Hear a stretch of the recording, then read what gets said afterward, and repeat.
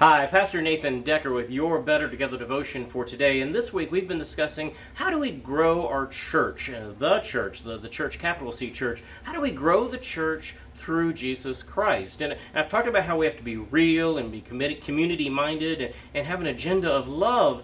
And a part of that agenda of love has to do with our first invite.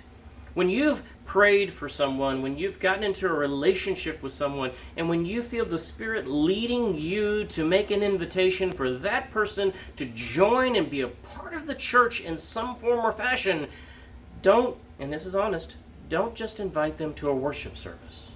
I'm staying in front of the calendar that we've started having in my office, and it's got all kinds of events on this calendar. It's got a few worship services, but predominantly this calendar has things like in December we're going to do a tacky light run, or in October we're going to do trunk or treat, or trick or trunk, or I'm not sure which one it is, but it's fun. It's handing out candy to kids. And one of the first invites that you can do, one of the very first invite that you give to someone to join with the church should not necessarily be an invitation to come to worship, although that's great, but our first invitation should be to doing faith, to practicing faith. Somewhere, somehow, every month, the church is doing ministry. It might be baking cookies for first responders. It might be striving as a youth group to pick up trash along the side of the road. It could be anything.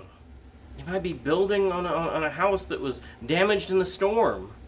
All of these are opportunities for us to do evangelism simply by inviting people to come and make a difference in the world. And they don't realize that they're being church when they do it. It's kind of subversive a little bit there. It's a love that's undercover. It's a love that is seeping into their life through practice first, and the belief comes later. This is a very Methodist thing. John Wesley was told to practice faith, basically, until the belief came and became a part of his life. And for most of us, that's the reality of how we come to faith. Even if you were born and raised in the church, you practiced faith a long time before you actually accepted and believed the faith. Why should it be any different for someone from off the street or in their neighborhood or in our workplace? We can invite them to come and be a part of the church as we do faith, rather than simply inviting them to worship. Because let's face it, the first time coming to worship, if you don't know anybody, it's kind of a scary thing. You don't know what door to walk in. And trust me, churches have lots of doors. You don't know where to park. You're afraid you're going to sit in somebody's pew.